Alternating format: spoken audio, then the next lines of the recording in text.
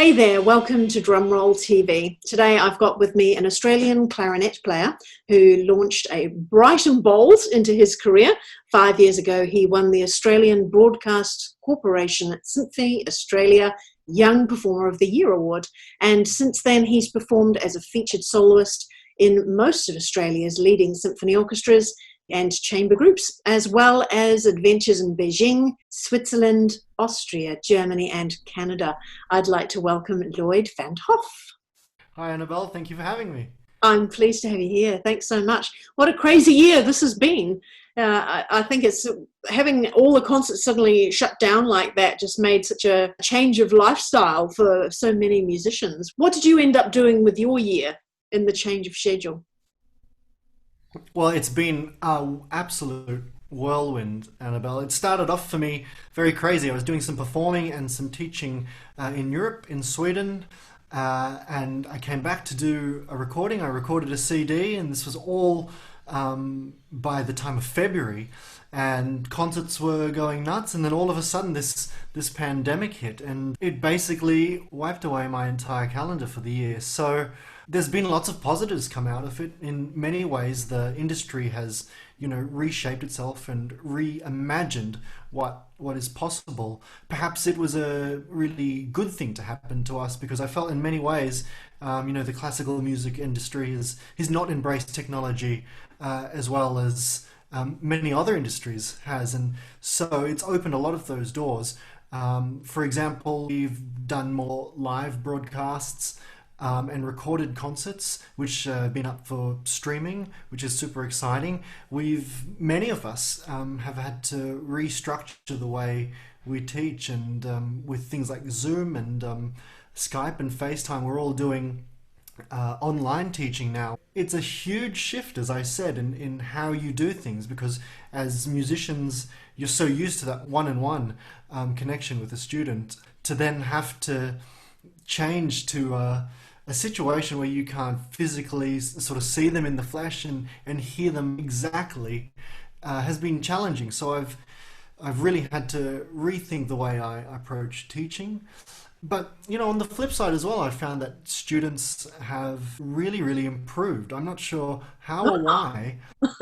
Yeah, it's been super surprising. I think students are recording themselves more, are able to access the lessons again, like on Zoom, you can record it and listen back to it. So there's that sort of feedback that they have. Motivating the students is one thing, but when they are motivated, and because of this technology, it seems to have really paid dividends. And in terms of my chamber ensemble, Arcadia Wins, which is a wind quintet based here in Australia, we've really remodeled the way we function. We'd normally do a lot of education touring all around the country. Obviously, that's not possible, but we've sort of reworked that in collaboration with Musica Viva and schools, and we're still able to reach lots of schools all around the country. We toured, or rather we did online music performances for a bunch of schools and all throughout Western Australia, as far north as the Kimberley and Pilbara, and as far south as Denmark, I believe. Do you think you've reached further than you would have done if you were in a bus? Possibly. We certainly reached it quicker, so we were able to, cram more shows in because there wasn't that travel element. Certainly, so it's made us able to reach more people a lot easier. We've developed a lovely sort of webisode series in collaboration with a Sydney artist, Emily McKnight, who's an actor. And it's a basic sort of introduction to the wind instruments with a pirate storyline. It's called Musical Pirate Adventures. And it's a journey throughout the seas, and we all play the characters of the pirates, and With an eye Emily patch. covering with an eye patch and hooks.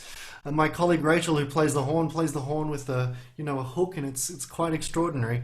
So we've been fairly lucky that we've had all of these opportunities. It's meant that we focus more on the education and less on the performing. But there's been some hope. There's more optimism here in Melbourne with restrictions easing, and in the next few months it'll be possible to perform live again. So on Fantastic. time music community is really looking forward to that. Yeah. Yeah. Though I think with the theatres, like what we found here in Sydney, that they open back up, but with everybody being isolated, it's hard to break even, you might say, when you've got less audience. So hopefully these digital concerts will kick in not just for those places that are specifically set up for them, like the Melbourne Digital Concert Hall that was founded on digital concerts, but that some of the regular venues can also add that second layer of a digital audience that can join in on that live experience. I'm hoping that more of them will do that. Because like you said, the technology's been there for a wee while, and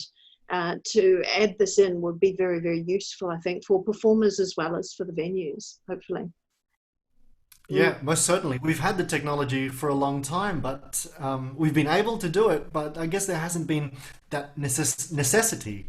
No, Um, so that's what's and been great about this, isn't it? Been opening it back up again has been really good. exactly. Yeah. And I really do hope that you're right, that we now have this sort of hybrid of not only live performances, but the possibility to watch it at home or watch it on Mhm. demand Yes. again. Yeah, I really hope that's a positive outcome moving forward.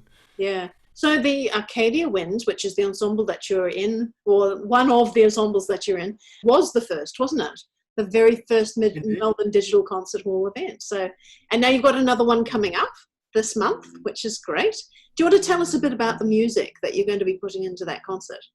Yeah, for sure. Well, it's very simply titled Arcadia Wins in Recital. We just wanted to play a recital, perhaps selfishly, of the music that we really love and we really miss playing and sharing with our audiences on stage. So we open with Beethoven, in case you haven't forgotten. It was his long overdue birthday, 250th celebrations this year. Poor Beethoven, what a year to have it. But, I'm sure he doesn't mind.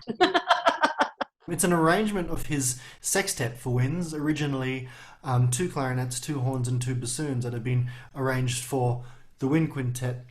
Next in the program, we have another arrangement of Ravel's Mother Goose suite. Many of us as wind players have performed this orchestration in orchestra, and we just love the imagination that Ravel has.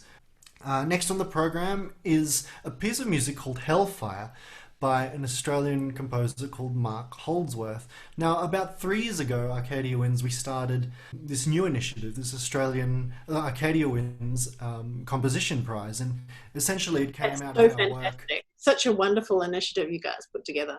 Because there's not a lot of support Yeah, for composers. exactly, exactly. And, with the wind quintet, we have a great sort of canon of works, but it is rather limited compared to our string quartet colleagues and piano trio colleagues. We found that young composers, through our work in university settings, they're often scared of writing for the wind instruments and the wind quintet simply because they don't understand it. We really wanted to, encourage them not to be scared, offer this reward of this monetary prize and the ability to work with us and sort of have us answer any questions that they had writing for the wind quintet. And so we were absolutely blown away by Mark Holdsworth's entry. He already had such a firm command of what the wind instruments could do, and we worked with him to refine that even more. And so this was the very first Arcadia Wins Composition Prize winner. So we're really, really happy to bring that back. And finally, a staple piece in the wind quintet repertoire, Hindemith's Kleine Kammermusik, his Opus 24, number 2. Hindemith is an extraordinary composer. He certainly has his own language. Breaking down his music theoretically, many of it is perfectly written and perfectly conceived, and he played all of the instruments that he could write for, and it really That's the difference, isn't it? Yeah. yeah, it's the difference. It really, really shines through. Well, let's have a look at when this concert is on. So it's going to be on the 13th of November at 8:30 p.m. and the concert should be around about an hour. It's Arcadia Wins, and the tickets are 24 Australian dollars. So it's very economical if you're in the States or in Europe, and you'll be able to find that on the link that I'll put in below here for the Melbourne Digital Concert Hall.com. And they have seem to be continually going on with their digital concerts, which is wonderful. There's always plenty of variety there, but the one that you want to listen to this time round is Arcadia Wins on the 13th of November. So that sounds really good. I think it's a lovely program laid out. Wind ensembles is not something that we see a lot of in the digital concert area, so this is something quite special, and I think it's something we can really look forward to. Thank you so much for joining me today, Lloyd. Thank you, Annabelle.